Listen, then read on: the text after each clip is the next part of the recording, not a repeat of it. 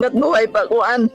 Hanggat ang maging kamo ng imo mga bata. Dito nga po guys, no, habang papasok po kami ay nakita ko po si auntie at alam ko po na alam na po ni auntie kung ano po yung sadya po namin. Pero dito guys ay hinilakasan ko pong loob ko at sinabi ko po sa kanya na mayroon po kaming hinahanap dito po sa bahay niya. Hindi kami ginanap, ano kami, may ginanap kami hatagan nga tayo sila, saan, sa pagkaon.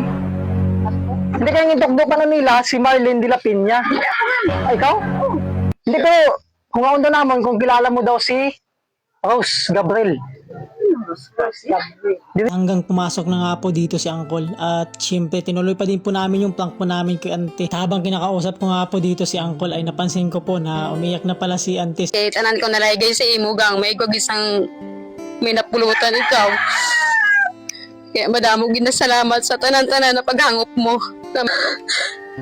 Hanggat buhay pa kuan. Hanggat ang maging kamo ng imo mga bata. Di pa may utod ka pa. Sa kabilog. Malanggang mo na papa mo.